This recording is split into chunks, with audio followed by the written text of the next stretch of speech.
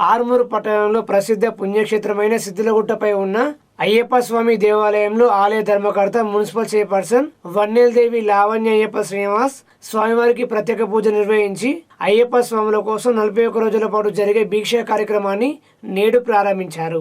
గురుస్వామి నగేష్ శర్మ మాట్లాడుతూ చైర్పర్సన్ లావణ్య అయ్యప్ప శ్రీనివాస్ స్వామివారిని ఎంతో భక్తితో కొలుస్తారని, స్వామివారి పేరును తన ఇంటి పేరుగా మార్చుకున్న గొప్ప భక్తుడని పేర్కొన్నారు. తన సొంత ఖర్చులతో అయ్యప్ప స్వామి దేవాలయాన్ని నిర్మించడం గొప్ప విషయం అన్నారు.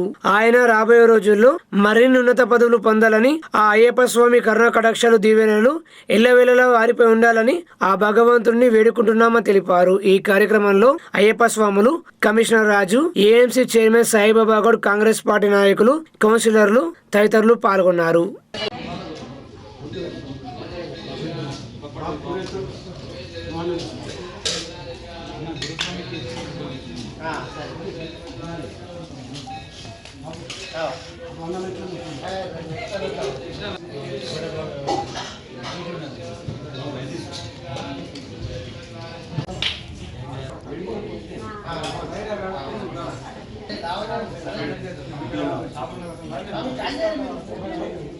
तुमसे स्वामी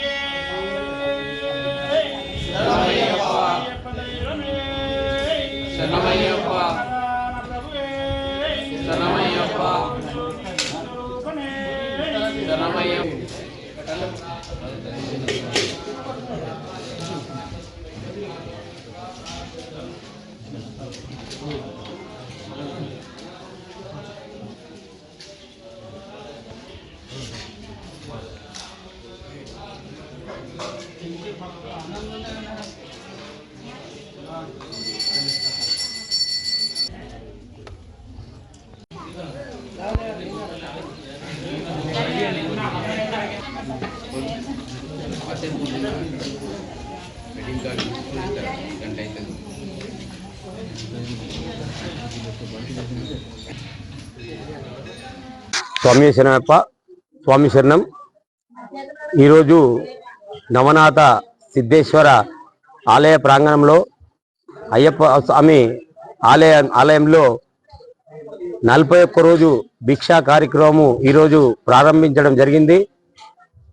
ఇక్కడ అయ్యప్ప శ్రీనివాస్ గారు తన సొంత నిధులతోని అయ్యప్ప ఆలయాన్ని నిర్మించి బ్రహ్మాండమైన ప్రతిష్టా కార్యక్రమం 2016లో ఇక్కడ ప్రతిష్ఠించడం జరిగింది. నాటి నుండి నేటి వరకు కూడా ప్రతి సంవత్సరము కార్తీక మాసము అయ్యప్ప మాలాధారణ సీజన్లో 41 రోజు స్వాములకు ఎలాంటి ఇబ్బంది కలగకుండా అన్న ప్రసాదాన్ని స్వాములకు అందిస్తున్నందుకు వారికి ప్రత్యేక ధన్యవాదాలు.